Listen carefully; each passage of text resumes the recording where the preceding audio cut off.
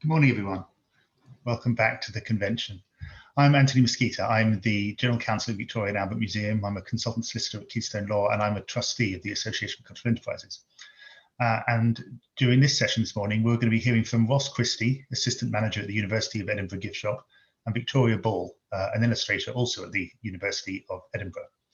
Ross and Victoria are going to be talking to us about the process of creating collaboration with artists and designers. So please do put your questions for Ross and Victoria in the questions tab of the live discussion on the screen, and we'll endeavour to answer those at the end of the session. So over to you, Ross and Victoria. Thanks, Anthony. So I'll just briefly introduce myself. I'm Ross Christie. I'm a member of the management team at the University of Edinburgh Visitor Centre and Gift Shop. I have a range of responsibilities, mostly based in the digital area, working in e-commerce and digital marketing, as well as the general running of the gift shop. Victoria? Hi, I'm Victoria. I'm an illustrator and designer. I graduated in 2016 from Edinburgh College of Art, and I launched my business straight from university. I run an online shop and illustrate freelance projects ranging from private commissions to project collaborations with small businesses, universities and others within the cultural and heritage sector. Thank you. So I'm just going to go over the running order of the presentation briefly before we start. So we'll start with an overview of our institution and our business within that, and then we'll discuss some of our earlier projects with artists and designers. We'll then move on to a more detailed case study of our collaboration with Victoria, looking at the development of the product range and the opportunities and challenges that this brought, both from our perspective and from Victoria's. So firstly, the University of Edinburgh. So we were founded in 1583, one of Scotland's 5 ancient universities. We're home to over 44,000 students, both on campus and online. We employ over 15,000 members of staff, and as an institution, we have an annual budget of over £1.1 billion. We've got 5 campuses located across Edinburgh, with the majority of teaching and administration taking place in our central campus, which is right in the heart of the city.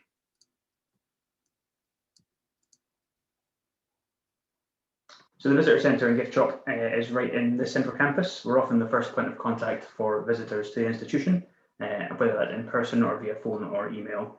We've got 12 members of staff, 9 part-time, mostly students, and 3 full-time in the management team. Although this is quite a small team, we're part of a wider communications and marketing department, which has about 50 staff members, and they're always on hand to give us support and advice if needed. So we've got a few key functions in the Gift Shop and Visitor Centre. We provide information for prospective students and act as a meeting point for tours and visits. We manage and direct communications coming into the university. And most importantly, we develop and sell the official range of university merchandise. We are the only official retailer of university merchandise, so if you see University of Edinburgh merchandise anywhere else, it's not real. We welcomed almost 100,000 visitors to the gift shop in 2019. All of these facts and figures are from pre-COVID. Everything has changed since then. We were closed for quite a considerable amount of time and have not opened our store since March 2020. Everything's been online. So these figures are a little bit out of date, but give a good reflection of our overall visitors and customers. So our customer base is about 45% visitors, and that includes tourists and visitors to the university. 33% of our customers are current students.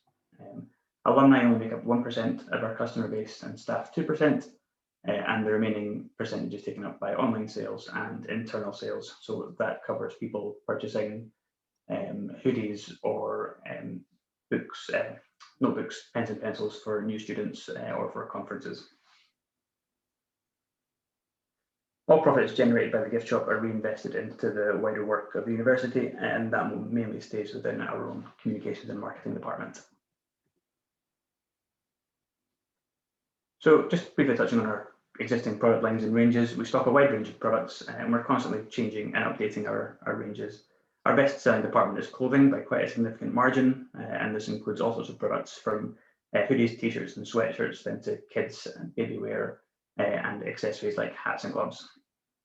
We also stock a really big range of gifts and other accessories, and that includes things like stationery, cups and mugs and other small items. An important point to note about our business is that we don't sell any generic merchandise, so nothing that's just about Edinburgh or just about Scotland. Everything has to be specific to the university. And that means we often have to look at more bespoke items, and they almost always include some design element. We work with lots of different suppliers, from large-scale national clothing and souvenir suppliers to smaller-scale local makers and artisan craftspeople. to give you a taste of that, we've got a video of one of our lovely suppliers based in Edinburgh workshop after 6. Hi, I am Melike. Hi, I am Sinan and he is Atlas. And we are Workshop After 6. Leather making was my hobby and I used to make my leather goods always after 6. Then we moved to Edinburgh. I got a 2 option. The one look for engineering job, the other one leather making. As you see, I decided to the leather goods. It's not Workshop After 6 anymore. It's Yeah. Workshop full-time anymore. Yeah, we should do it before 6. So our raw materials come from a sustainable nature. While choosing our leather, we pay attention to a couple of things. All the leathers that we buy are byproducts of food industry, so that means they would otherwise be waste.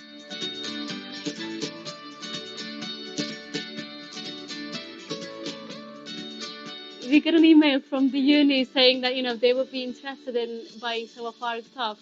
Small businesses, local businesses are kind of like unique colors of the city, I would say. But if they outsource this stuff from local businesses, then this color, this uniqueness of the city will be preserved. We try to buy leather that is tanned via natural resources, which is called vegetable tan. We're going to leave this world to our children and to their children, and it will be nice to live as beautiful as it is.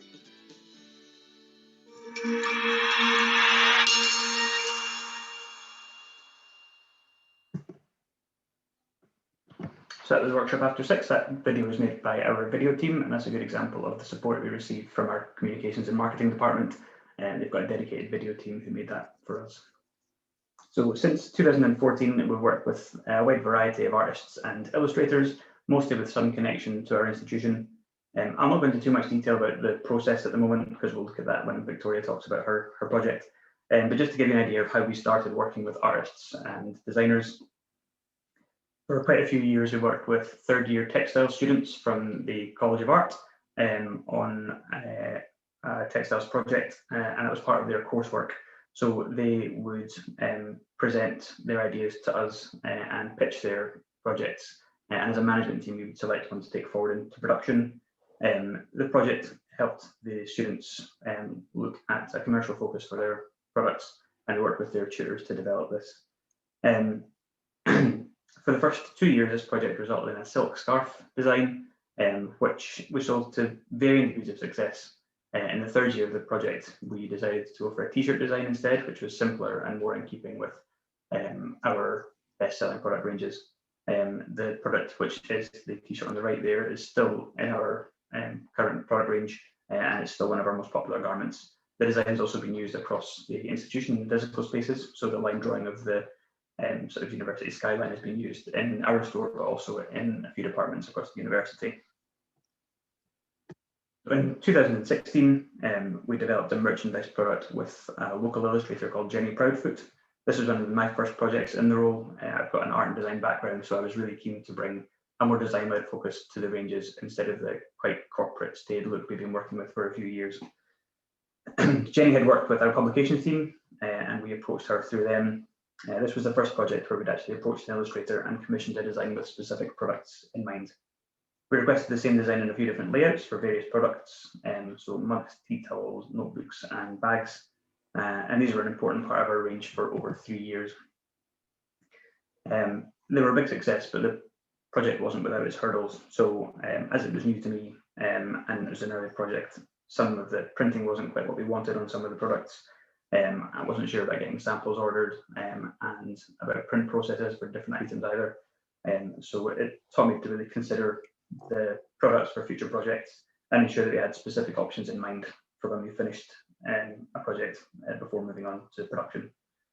So some finances for this project, we asked for an estimate upfront, and I think we paid £980 for the design and the license to use it on the products as specified. As is standard for a project like this, the ownership of the copyright remains with the artist, so we just pay to use it on a specific number of items.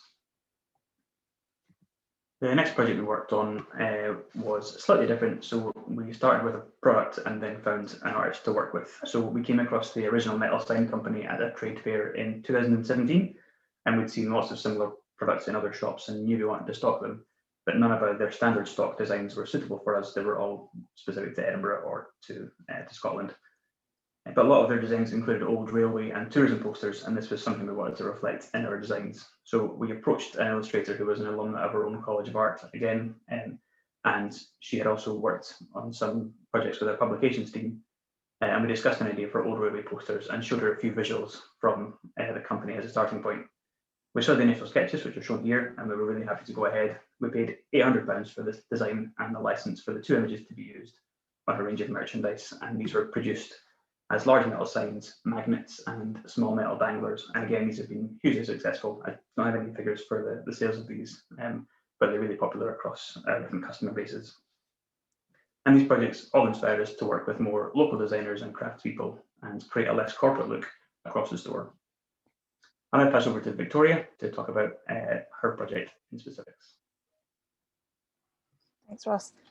So I'm going to start with a little bit of a background about myself, how I got into illustration, the types of projects I like to create, and how I produce my work. I've also got some images of some recent projects to show you before talking in depth about my projects and collaborations with the University of Edinburgh. And then move on to how looking at this range developed and share my perspective on the opportunities that have come about since the collaboration too. Yeah, so as I mentioned in my introduction, I studied illustration at Edinburgh College of Art, and I graduated 5 years ago now in 2016. I launched my business just before finishing university, so that was opening an online shop and building up experience selling small products at various local markets. I've always been fascinated by buildings and architecture, so this is what I tend to focus my illustrations on. Believe it or not, I'm not actually bored of drawing buildings and windows yet. The vast majority of the work that I create outside of my shop tends to be either private commissions, usually things like house portraits, or collaborations with small businesses. The examples I've got here on the screen are projects I've created for local Edinburgh businesses, and include things like postcard designs, prints, pin badges, and window illustrations. I'm now going to show you a few examples of the project ranges that I sell online. So I like to create products that are things that I would like to purchase. So unique gifts and merchandise with a fun, colourful, like nostalgic feel to them.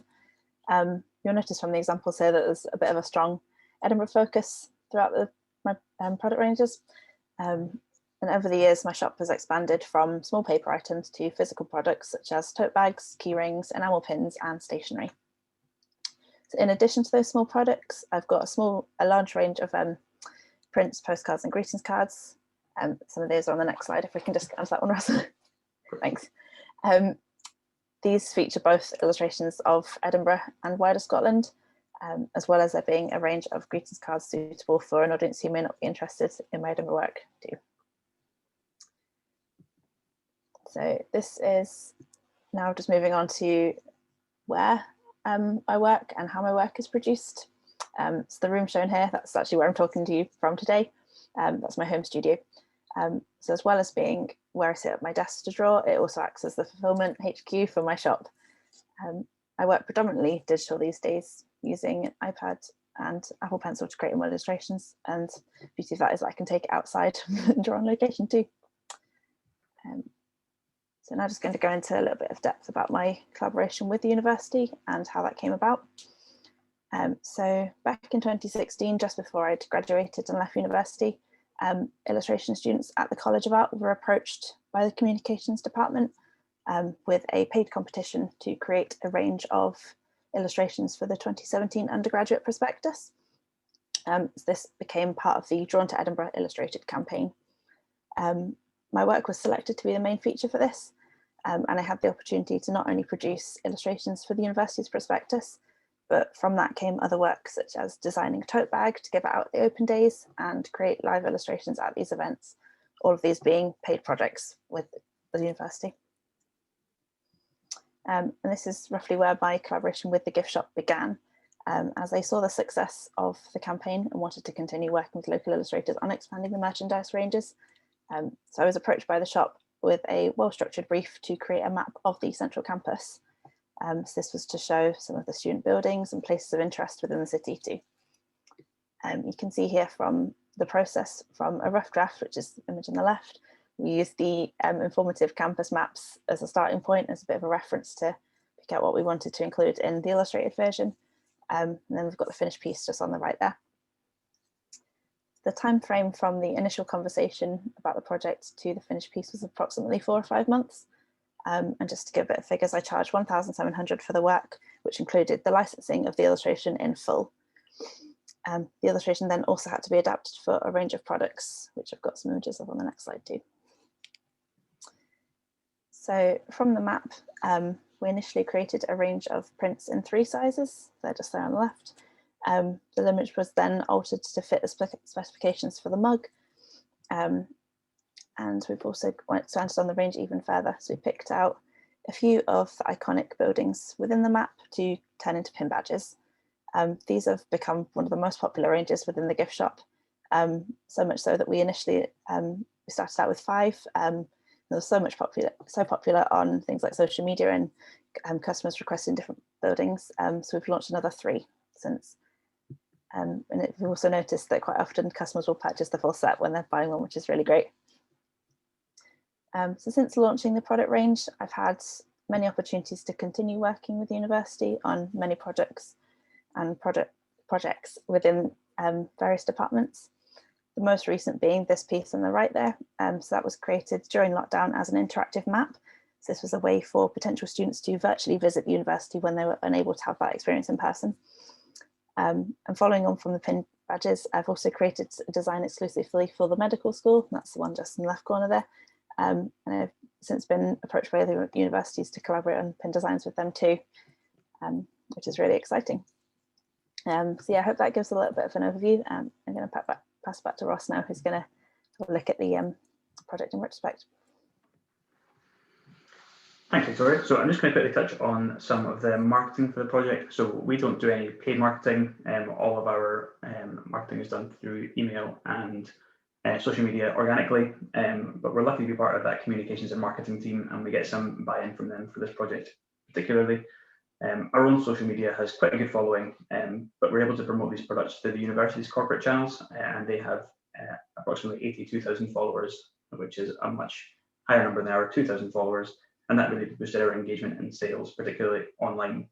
We're also lucky enough to catch the eye of our student newspaper, who published an article which was slightly derogatory towards the main library pin badge, but in actuality it just made us reach more people, and despite the article's tone, we received quite a lot of very positive comments and a huge increase in sales of the pin badge thanks to this. Just a little look at the figures for the sales on these. This is from a little while ago. We've not updated it since our online store reopened, but as you can see, the design costs of £1,700 have more than been met by the total range profit of £6,574. Again, that is a little bit dated. I'm sure we've sold more pin badges since then, as they are one of our most popular products.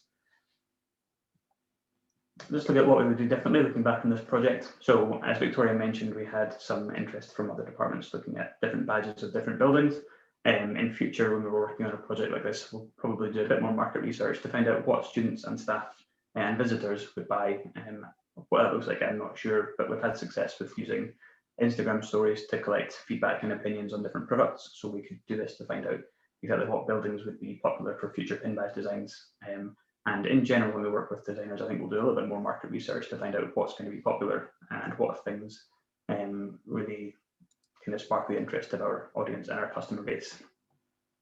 The other thing we do is keep options open for more products at the start of the project. So we started with a view to create 4 products, I think it was in total, Victoria, and then decided to add additional products on at the end, including some kitchen textiles like aprons and arm gloves and tea towels. But at this point, we still haven't found a supplier that can make them exactly how we want them to look. So I think in future, we would really pinpoint exactly what products we would want to work with right from the start and have that in mind when we commission the design, as it will often cost more to get a design adapted for different products down the line.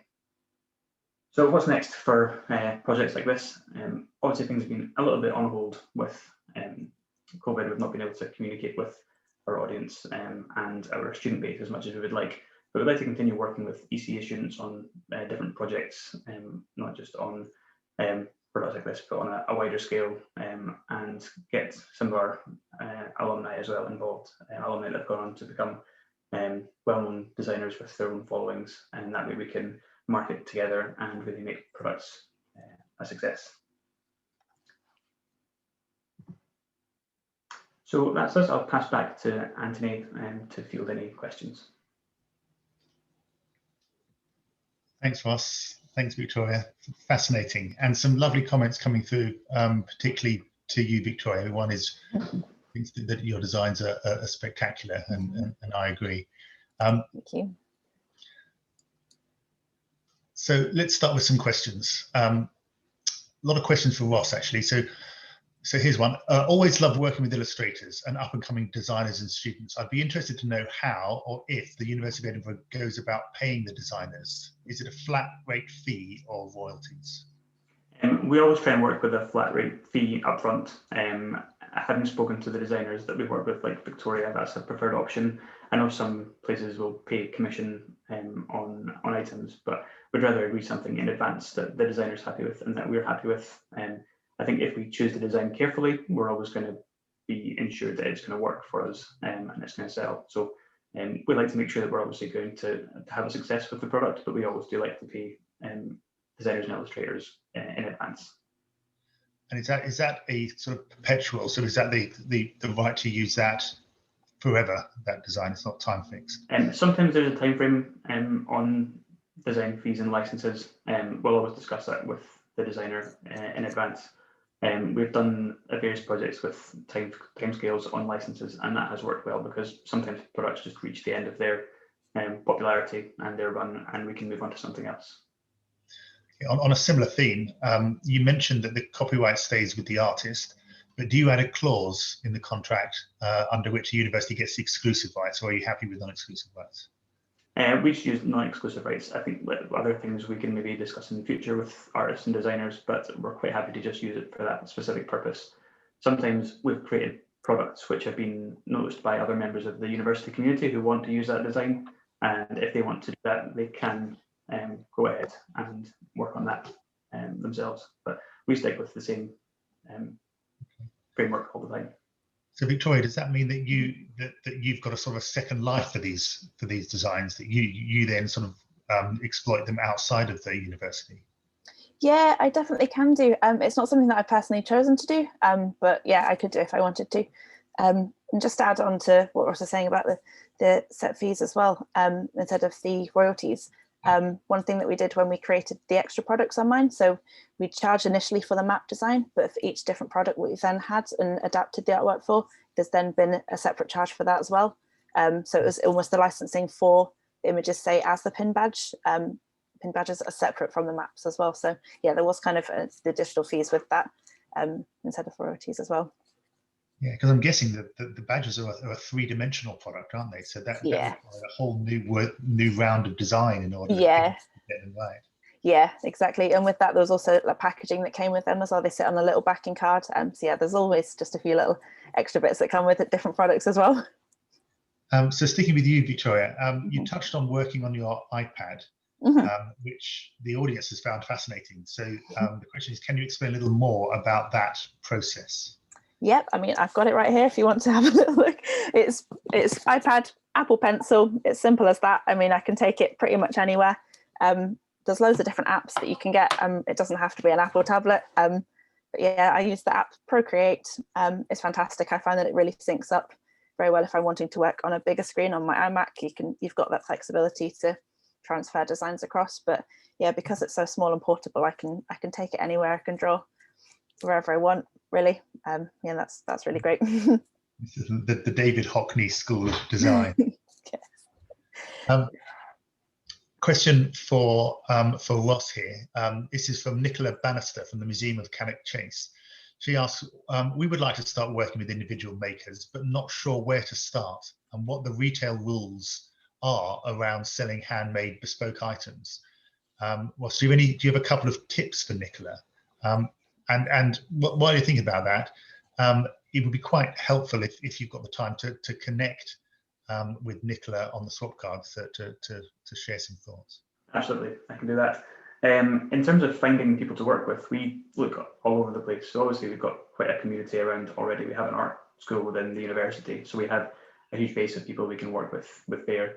But we tend to keep an eye on our social media communities as well. We get followed by illustrators and designers, and we can find people through artists we've worked with before. So Jenny Proudfoot, for example, in that project has links to other illustrators, and we can kind of work through her and find them. So I guess it's just a case of getting out there and having a look through what's popular on your social media networks and finding an illustrator to work with. In terms of rules, I guess there's no hard and fast thing, but as I think Victoria can attest to, there's lots of instances of illustrators not getting paid correctly, getting paid on time. People assume that you can do things for exposure instead of for pay, and I understand that paying for fees for designs when you're restricted by budget can be quite difficult, but I think it's really important to make sure that illustrators and designers get a fair pay for their work, and that's something we'll always encourage. I don't know whether this was Nicola's intention, but do you worry about, I don't know, the materials that are used and the paints that are used, just in terms of product safety issues when you're buying from an artisan craftsperson? I don't think we've actually worked with anyone who I would be concerned about in that way. I think we work with suppliers they're obviously artisan and small scale, but they're big enough that we know that their products have sold in the past to people. And when we work with designers, we tend to buy the design and then we find the supplier ourselves to work with. So we don't let the designer go and find a printer to print the work and then sell us the work. We buy the design and then create the product from that, and that way we can control the quality of it, and any safety concerns are dealt with that way. So, question for Victoria: do you are you a sole trader, or do you trade through an entity, a company? Sole trader, yeah. And do you carry insurance for your goods, for your business? No, not currently. So, Victoria, do you get involved with the marketing of? So the question is: has Victoria had much active marketing of her services? So I suppose there's two ways you can answer that.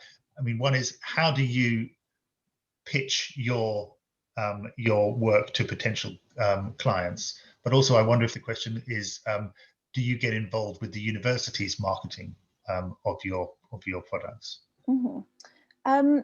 So I guess on that, I mean, I'm quite active on social media when it comes to promoting and sharing my collaborations that I've done. So that's probably, yeah, what I do the most, and just tagging university in that. It's similar, you know, they often share my work and I get tagged and shared in that. But that's kind of as far as it goes with collaborating on marketing things. Yeah, I think it works really well for us because our corporate audience isn't necessarily the same as Victoria's illustration audience, and if we can share things between the two, we can reach new people, and we can gain customers, and so can Victoria. Yeah. Okay. Yeah. So another question, I think, for you here, Ross. When you're coming up with the pricing structure, to what extent do you involve Victoria or the craftsperson in that? And if you don't, how do you come up with the prices? And then the final part of that is also, do you pay more when you add more products to the range? And I think Victoria's already answered that question, so perhaps focus on the other. Yeah, we always pay more if we add products to the range. So, for example, the pin badges, we've created more of them, and because they involve additional design work, which is most often the case with an additional product, we need to pay an additional design fee. So what was the first part of the question? The first part was, do you involve the artist when you're coming up with the pricing? And if not, how do you come up with the pricing? We don't involve the artist when we discuss pricing. We will just look at the cost of the product and work out on our standard pricing structure, which is a markup we use across the range. Sometimes we do tweak that depending on the product, but most of the time it's just with our standard markup. Okay, this is a good question here. With such a rich talent pool at the university, how do you go about choosing who you're going to work with? That's a good question. Give me 2 seconds. Something's just happened with my laptop. I'll be right back. Not long at all. Okay, let's see if we can find a question for Victoria. Victoria, are you planning to work outside of Edinburgh? I think that might be a job offer. I would always be keen to, absolutely, yeah. That's definitely kind of where my work's heading at the moment. Yeah, that's definitely something I'm really, really keen to do. It's just, yeah, my personal interest is where that started. Whoever asked that question, please do link up with, Yes. with Victoria after the session. So Ross. Back to that question, I think our publications team within communications and marketing do a lot of work finding illustrators and designers to work with on our prospectuses, and we kind of unashamedly use their connections to find illustrators and designers to work with from our talent pool, as you called it, and that works really well because we know that they have kind of the university's brand guidelines in mind already, and they've already kind of been through the system of working with one of our teams, and that really helps. We have tried to go direct to departments before and work with students that way, which obviously we did with the textiles project, and that way we can get a few different ideas to work with and select something from that, and that's definitely something we're open to doing in the future. Okay, so it must be quite fun. I mean, do you go to the design, the degree shows and sort of? Yeah, which we've really missed the last. Well, currently the degree show should be on at the moment, and last year's obviously didn't happen in a physical show, and we still go online and look at them. But yeah, being able to visit the design degree shows and finding people there and just finding something new that would completely take you by surprise is a great part of the job. So this is being billed as a big question. It's an important question, which is this the future of cultural retail? And I'm guessing that this is this sort of artisan, local craftspeople, small volume side of things. Is this what you think the future of cultural retail is? I think there's a place for both. Certainly in our situation, we work, as I say, with large national companies for our clothing and for other souvenirs. We have branding and corporate items that still sell really well in the store. But I think because we're a cultural institution, I think that connection for our audience with artisans and craftspeople and small scale suppliers, it just makes logical sense. And we get great feedback every time we do that. That video, for example, with Workshop After 6 and all the work they've done for us has been really well received because it's just a good story and people can kind of get a feel for the makers and understand a bit about their background, and that carries through to the product as well.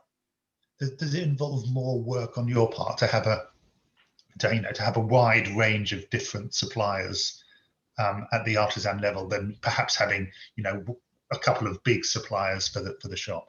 Yeah, absolutely. It involves a lot of communication with them, whereas with a couple of large suppliers, it's very straightforward. They'll always be proactive and come to us. Sometimes with the smaller craftspeople and the designers, we have to go to them to ask for things and to chase up a little bit. And obviously that does create more work, but it's return on investment is massive.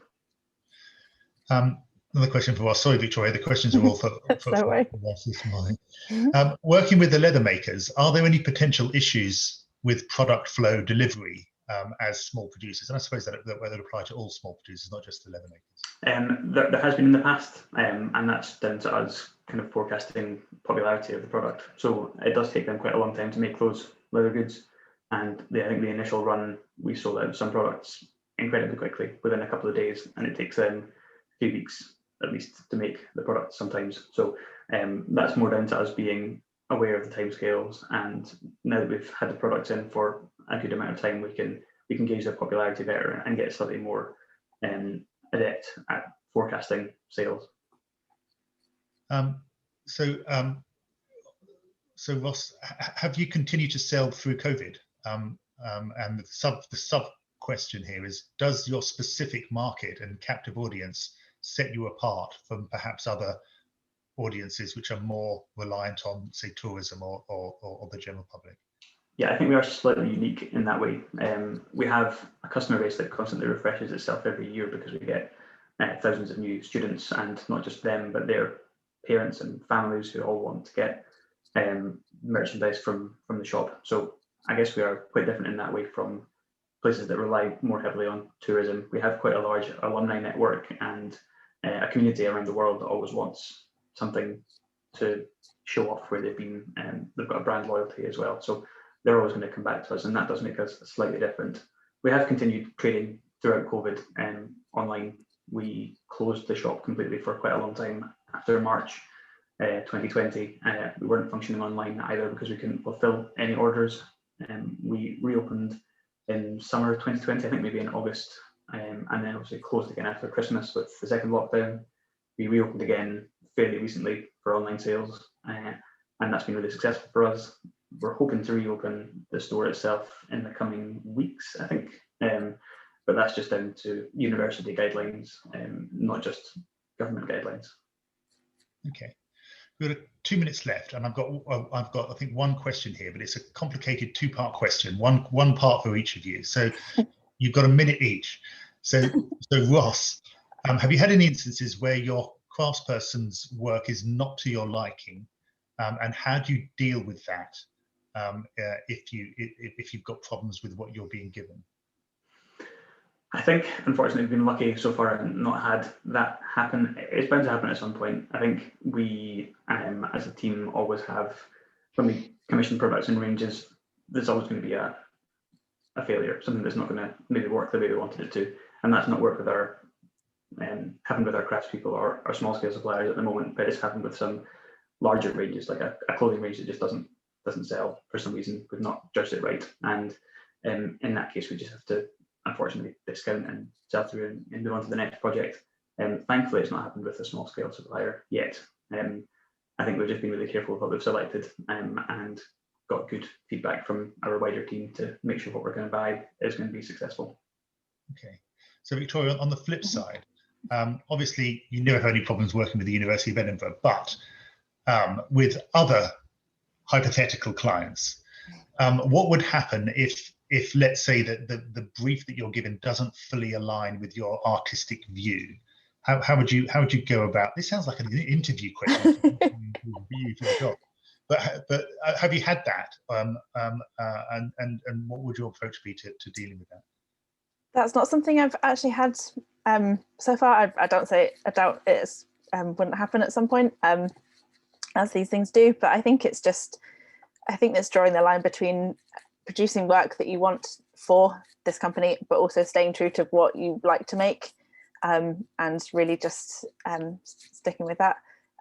Yeah, I think it's just finding the balance, but also having that conversation with the company about just continuing the conversation basically and making it a collaboration. It's not their ideas versus yours. It's you both want to work on things together, and it's finding that middle balance really. I mean, it's certainly in my experience of working in the sector, when the retail side of the institution is working with an artist or a craftsperson, it's understood that you have to give them that freedom. Otherwise, why are you bothering? What's the point in going to a craftsperson if you're not going to give them that artistic? Yeah. You know, that's the joy. That's the joy of it. The wide, ambiguous brief for you to come up with whatever you like. That's where you get. That's where the magic happens. That's why. Yeah. So this is a nice little soft question to end on. Victoria, why do you like working in this sector? Why? I really enjoy it. I find personally the university is really easy to work with.